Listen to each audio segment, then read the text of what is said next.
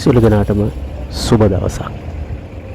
අද අපි කතා කරන්නට යන්නේ අනුරාධපුරයේ පිහිටි ඉතාමත්ම සුවිශේෂී පූජනීය ස්ථානයක් පිළිබඳව.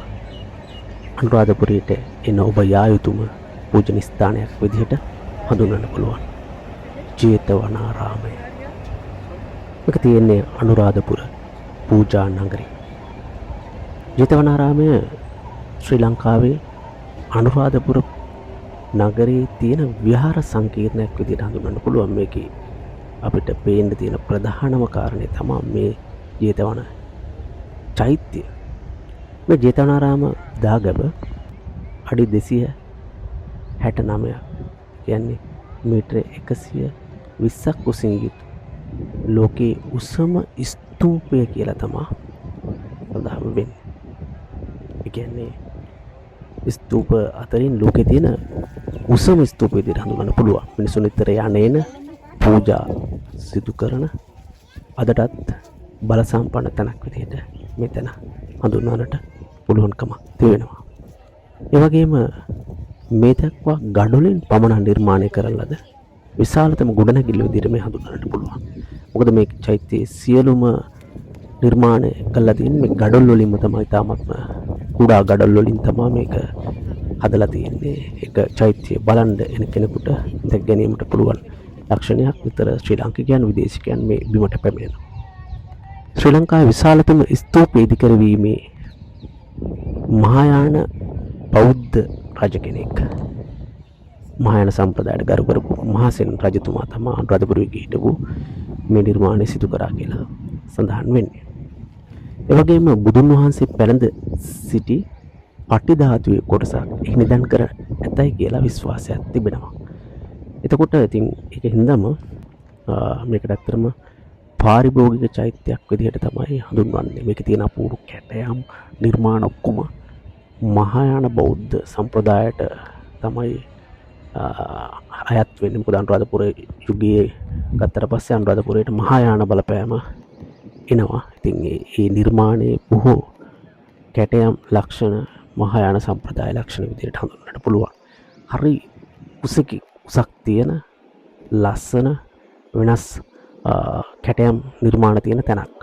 ඒ වගේම මේ පුරාණ ලෝකයේ ගත්තට පස්සේ ගීසාහි පිහිටි මහා පිරමීඩ දෙක හැරුණට පස්සේ තුන්වෙනියට විශාලතම ඉදිකිරීමක් විදිහට, පිරමීඩ වලට පස්සේ තියෙන විශාලතම ඉදිකිරීම විදිහට මේ ජේතවන චෛත්‍ය හඳුන්වන්නට පුළුවන්. ලංකාවේ වුණ සුවිශේෂී චෛත්‍යයක් මේක. ඒ වගේම මේ ස්තූපය ගත්තට පස්සේ ඒ වටා තියෙන පරිශ්‍රය අක්කර 8ක් විතර, කියන්නේ හෙක්ටයාර් 5.6ක් වගේ විශාලයි. ඒ වගේම 3000කට වඩා බෞද්ධ භික්ෂූන් වැඩ සිටි මේ පහසුකම් මේ බිමේ ඒ කාලේ තිබ්බා කියලා සඳහන් වෙනවා. බලන්නකො මේ අපූර්ව බිමේ තියෙන ලක්ෂණ. වගේම මේ කැටයම් මේ දැන් දකින කැටයම් නම් අත්‍තරම අලුතින් නිර්මාණය කරපු දේවල්. මේ පිළිම හිම නම් මේ තැනට අලුතින් ආපු පිළිමයක්. මොකද පසු කාලීනව ප්‍රතිසංස්කරණ රැසක් මේ ජේතවනයේ සිද්ධ වුණා කාලයක් තිස්සේ. ඒක නිසා මේකේ අලුත් ඉදිකිරීම් ගොඩක් දකින්නට පුළුවන්කමක් තියෙනවා.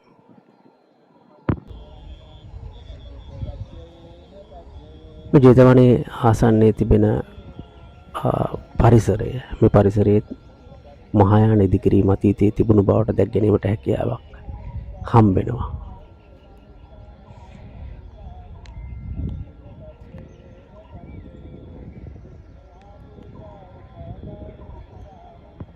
ස්තූපය ගත්තට පස්සේ මේ ස්තූපයේ එක පැත්තක දිග අඩි 576ක් කියලා තමයි සඳහන් වෙන්නේ.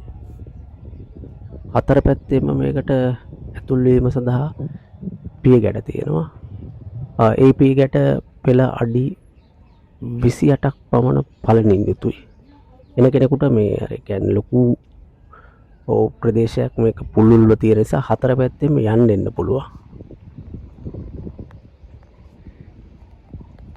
මේ තැන ඉදිකිරීම සම්බන්ධව සඳහන් වන සෙල්ලිපියක් මේ තියෙන්නේ. එන කට්ටියට මේක බලන්න පුළුවන්. මම යන වෙලාවෙත් තවත් ඉදි කරන අලුත් වැඩියා කටයුතු ගොඩක් තිබුණු වෙලාවක තමයි මමත් මේක බලන්න ගියේ. ඒ වගේම අර ඔයගොල්ලෝ දැකපු ඉස්සල්ලා මේ පූජාසන තිබුණානේ. මේ පූජාසනේ උළුහව් කණුවක උස අඩි 27යි. කියන්නේ අංගනේ පිහිටි තිබෙන පූජාසනවල උස අඩි 27ක් කියලා සඳහන් කරනවා.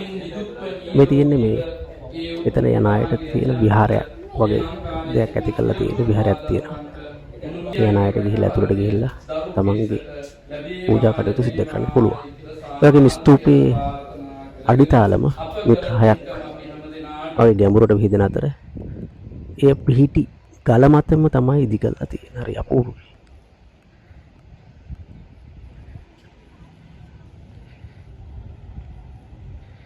ඉතින් මේ ජේතවනාරාමය බිමට අනුරාධපුරයට එන අය එන්න ඕන, මේක බලන්න ඕන. හරි අපූර්ව නිර්මාණ සහිත තැනක්. මේ මම බලද්දී ඒක හරි අපූර්වට පේනවා. මම තරමත් දුරින් තමයි මේ ජේතවනාරාමය දැක්කේ. මේ විදිහට මේ යවට පරිසරයේ සුන්දරත්වය අනුරාධපුරයට එන ඔබ සංචාරය කරන්න, ගවේෂණය කරන්න යුතු අපූර්වම තැනක් තමයි මේ ජේතවනාරාම චෛත්‍යය. එන්න ඔබත් මේ බලන්න.